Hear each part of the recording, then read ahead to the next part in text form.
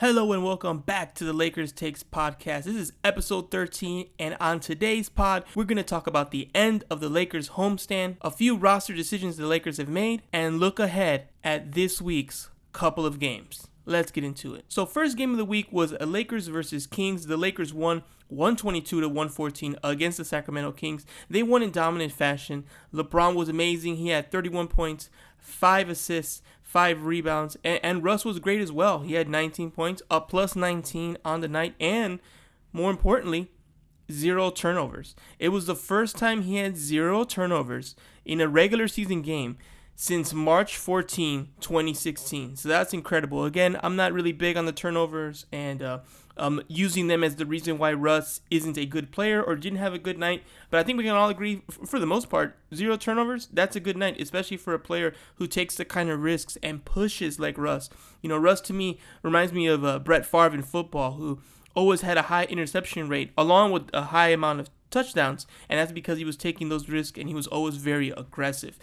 So, you know, you get the good with the bad with that. And with Russ, it's the same thing. So the fact he had a productive night and didn't actually have even 1 turnover is quite impressive. And as we can see, being that happened in March 14, 2016, quite rare. Another player who caught on fire and has continued to catch on fire, which we'll talk about more later, is Malik Monk. He was the star. He was my player of the game. He had 24 points. He was 8 from 15 from the field and 6 for 11 from 3. So Monk really has been the shining star of all the players the Lakers picked up on vet minimum deals. You know, I think when you pick up that many players on vet minimum deals, you know some of them won't hit, and you assume some will, and maybe you know, maybe you don't know. But it was pretty brilliant that the Lakers hit gold with Monk, because he's going to get a bag next year that's going to be amazing for him.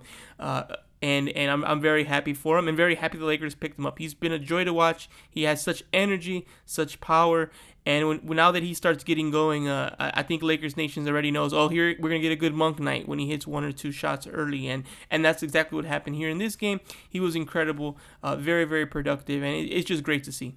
A couple days later on Thursday, we got the news we were expecting, but then it was actually confirmed on Thursday. Stanley returned to the Lakers and signed a second 10-day contract. Now that the Rondo trade was officially finalized, done, he's in Cleveland. They let go of the assets they had with Valentine, and he's off the Lakers roster, no longer associated with the Lakers. The Lakers had a roster spot that was open, and they used it on Stanley for a 10-day. Now, some people were wondering, hey, why is it a 10-day? We love the kid. You saw how good he was. Just give him his contract. You made space for him. Why are you still on a 10-day?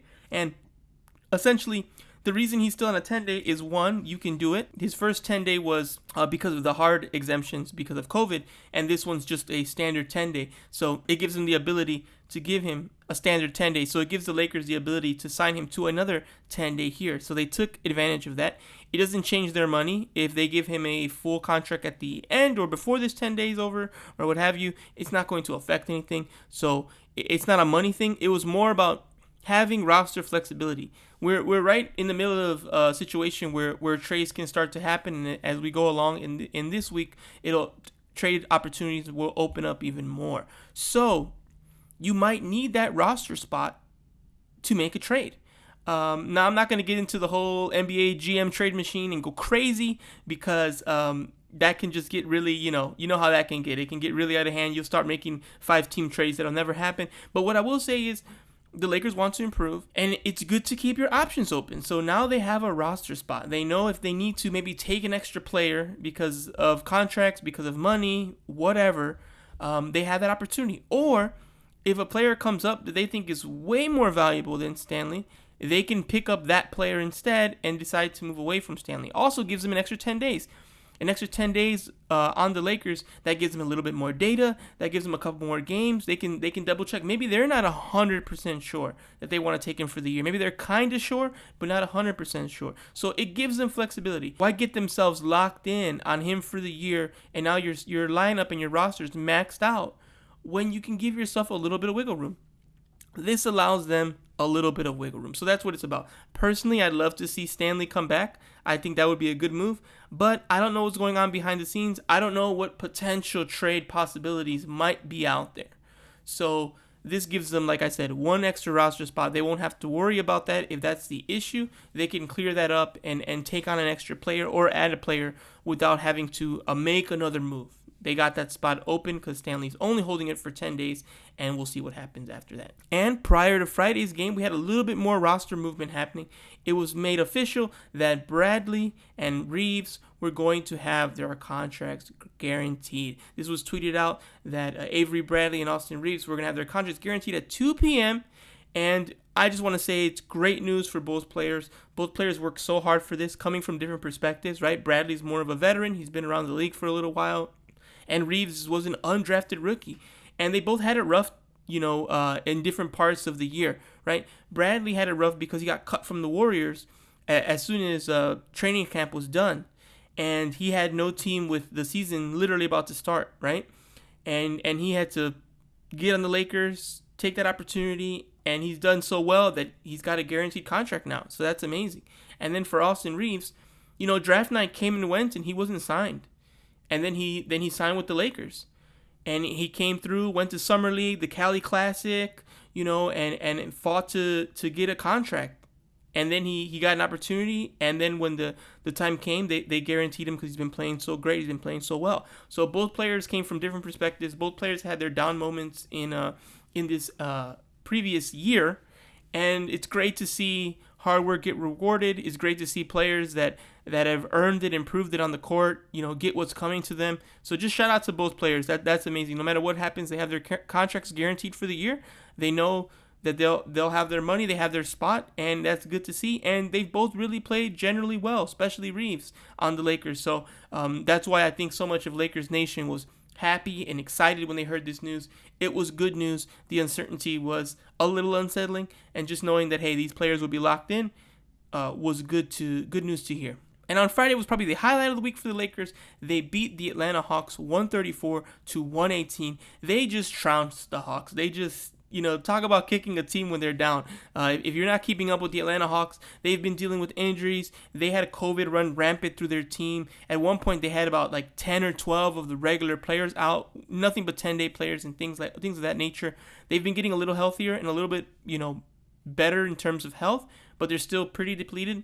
They're still really struggling.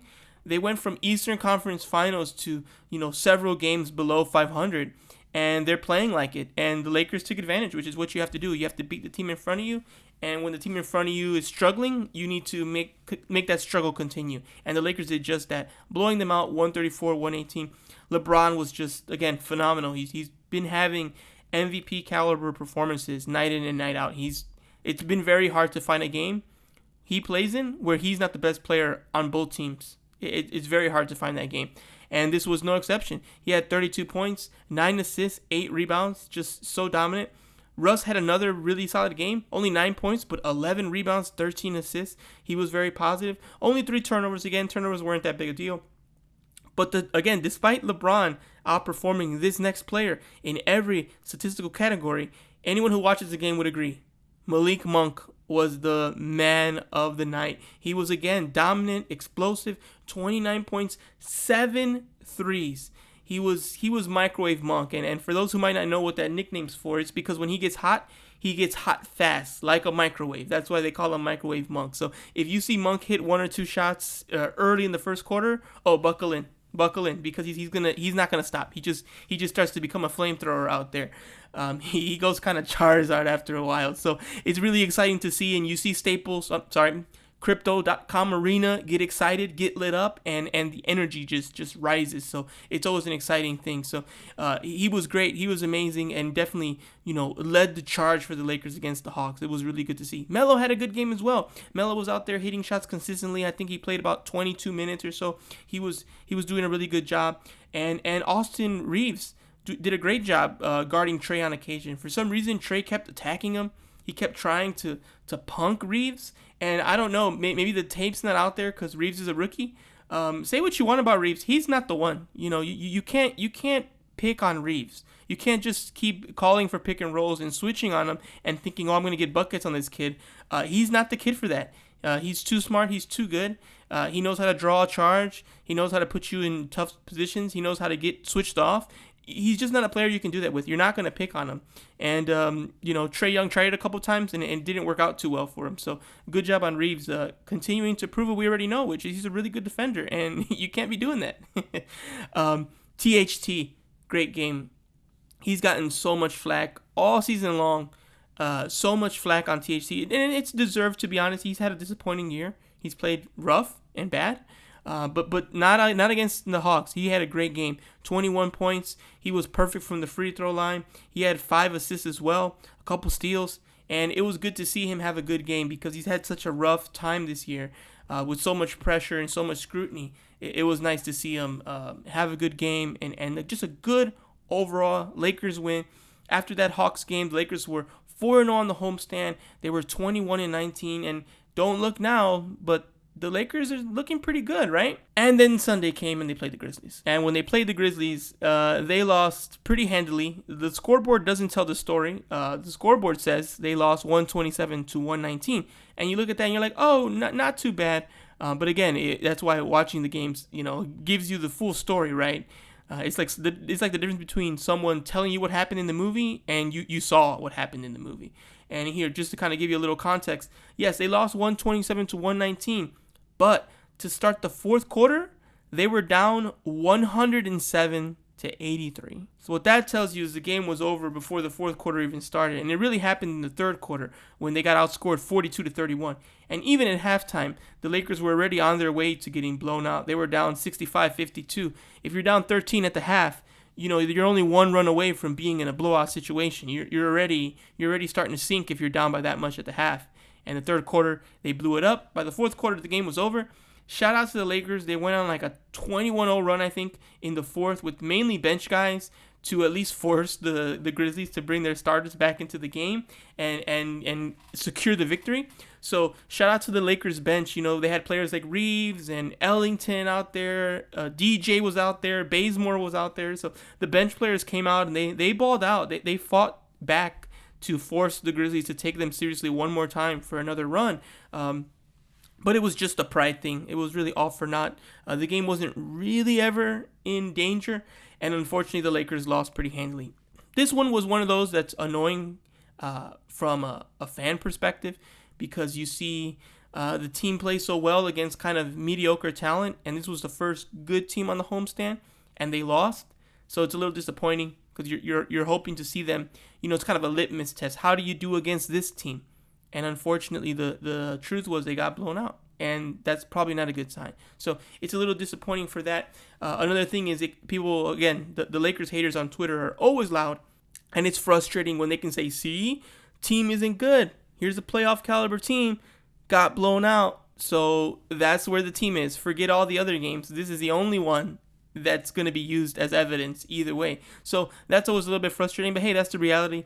Anyone who's part of Lakers Nation knows you're going to get it more than anyone else, and that's kind of what happened also on Sunday. And it was a frustrating game. But the reason the Lakers lost was really simple.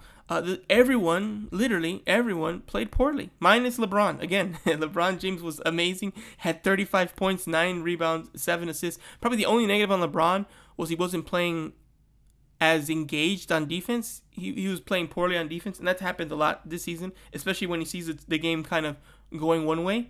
He tends to just put his energy on offense and just say, figure it out, guys, because you're not bringing it, so I'm not bringing it. But minus him, everyone was just rough, right? Russ had only 6 points, 6 rebounds, 7 assists. That's okay. Bradley had 7 points. Monk had 7. Anthony had 7. Dwight Howard had 7. You really didn't get anyone who was, really making impactful performances offensively or defensively. The only players who on paper were doing good were Wayne Ellington, Austin Reeves, and THT, who had 16, 16, and 13 points. But a lot of those points came in that fourth quarter during that incredible run, but during that run where the game was done. Lakers were down by, 27 or something. So, yeah, on paper, those look like good performances, but they were in that quote-unquote garbage time. So, props to them for stepping up and playing well, but that wasn't during, pivotal moments in the first, second, and third quarter when the game was still very much up in the air. So it was disappointing to see everyone have a bad shooting night, everyone play bad, and everyone not be engaged on defense. That's something that is a trend that this team needs to work on and get better at. You're not going to beat a team like the Grizzlies. They've proven themselves. They're that good. You're not going to beat a team like the Grizzlies if you don't bring it. They're young.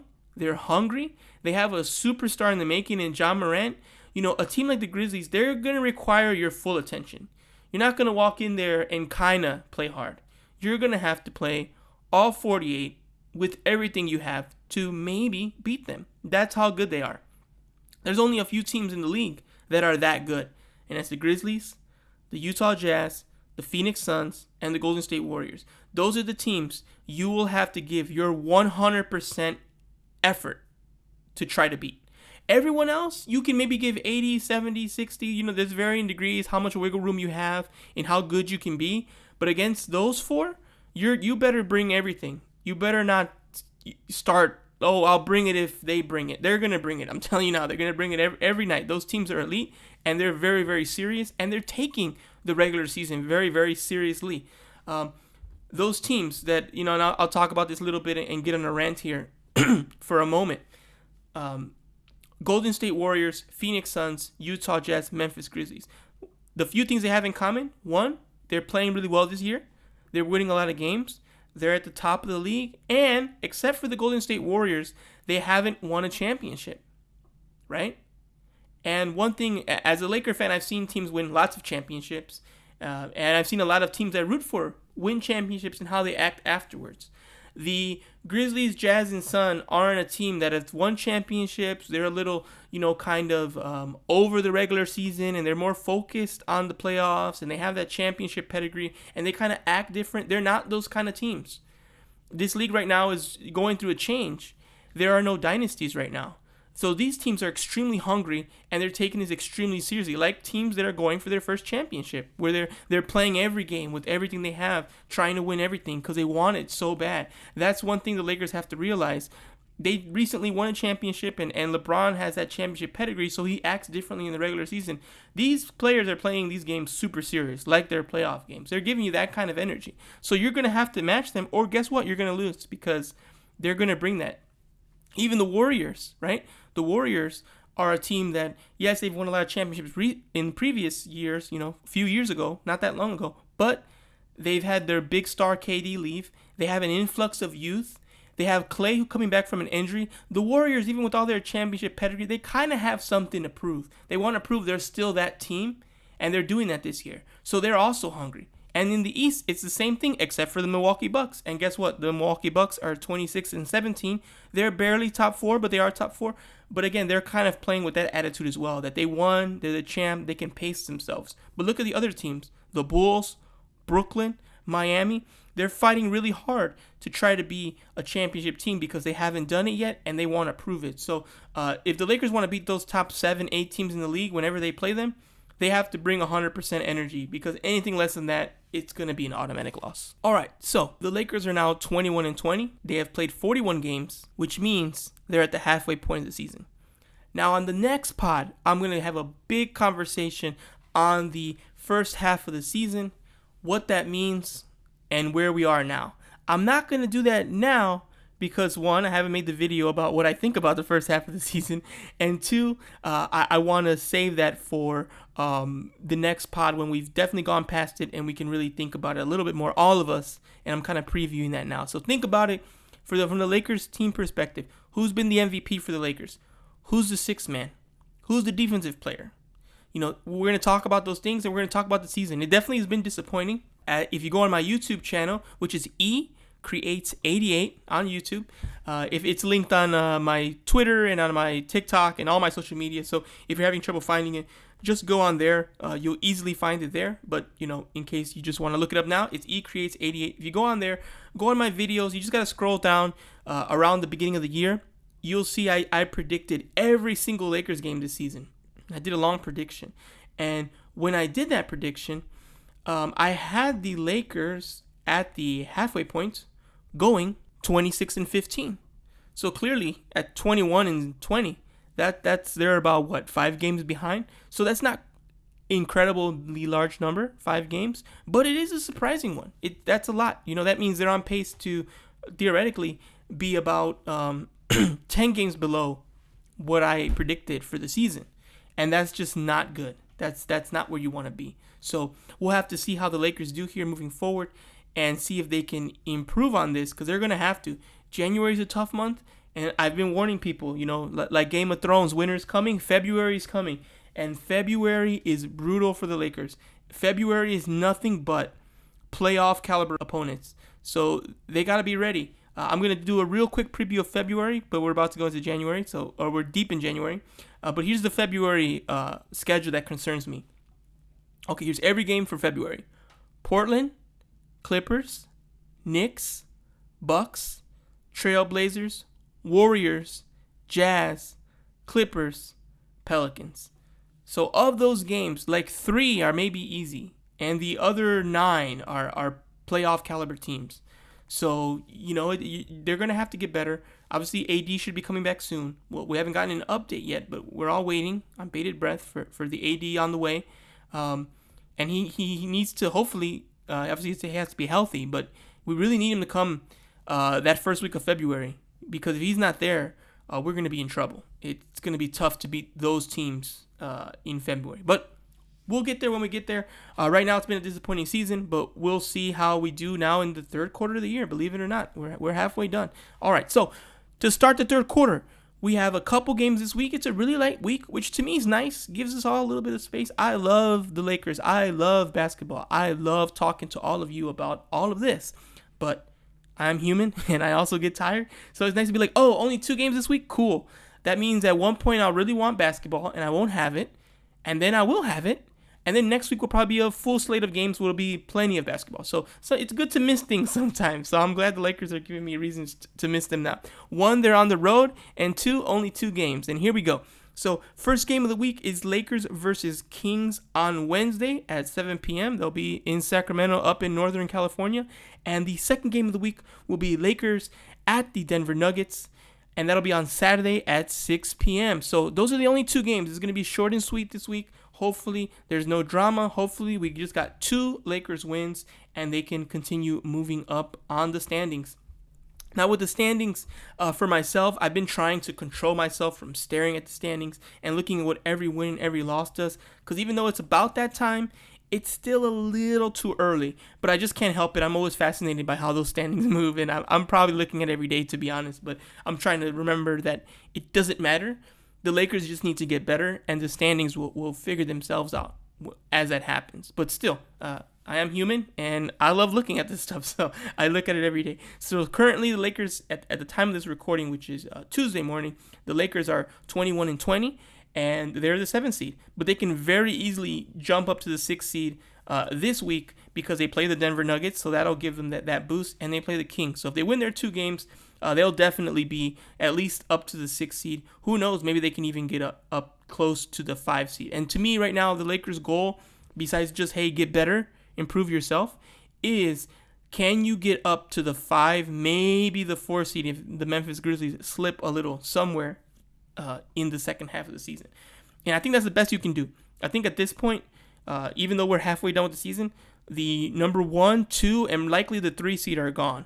Definitely 1 and 2 are gone. The Phoenix Suns and the Golden State Warriors are playing incredible basketball.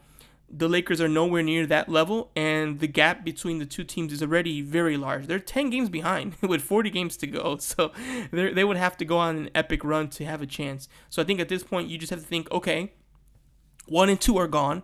3 is likely gone. 4, 5, and 6, and everything else is up in the air. So get out of the play-in, avoid the play-in, so you have a full series, and try to see if you can get the 5 or 4 seed. That way, if you get the 5 or 4 seed, then you play a 5 or 4 caliber team in the first round. If you're the 4 seed, you get home court for that game. And then, hey, you'll have to beat one of the big dogs in the second round. That's what happened. So I think that's the best case scenario for the Lakers. And that's what they need to work towards. So we'll see. We'll see how things go. We'll see how things progress here. Hopefully the Lakers are able to get a couple wins this week.